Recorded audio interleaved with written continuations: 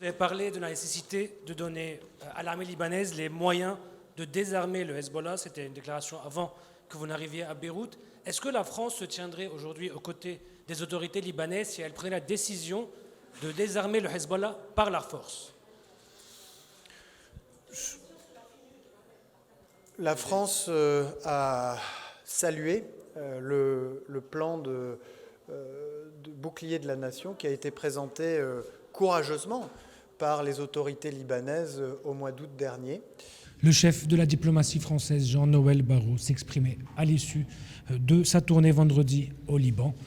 Monopole des armes, conférence en soutien aux forces armées libanaises et aux forces de sécurité intérieure prévue le 5 mars à Paris et le redressement économique était au programme de sa tournée. J'ai passé le même message. La France se tient aux côtés du Liban pour concrétiser par l'action de ses décisions courageuses dans tous les domaines. Nous sommes au milieu du gué sur la mise en œuvre du cessez-le-feu, sur le monopole de l'État sur les armes, sur les réformes financières. Certains acteurs continuent de rejeter les décisions prises par les autorités légitimes. Leur fuite en avant suicidaire expose le pays aux destructions et à la désolation.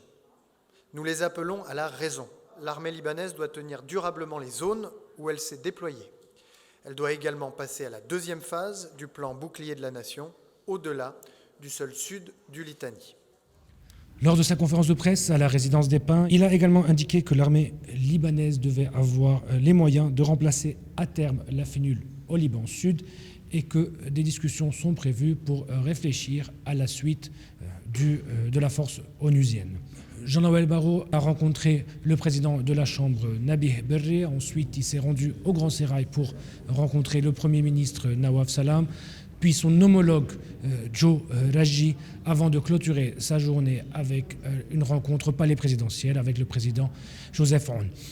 Le chef de la diplomatie française, Jean-Noël Barrot, est en train de clôturer sa tournée régionale au Liban, où demain il doit rencontrer le commandant en chef de l'armée, Rodolphe Haïkal, qui vient de rentrer d'une visite de 3 jours à Washington, pour évidemment discuter des besoins de l'armée libanaise en matériel et en logistique, avant la conférence organisée le 5 mars par la France et également par les pays du Quintet.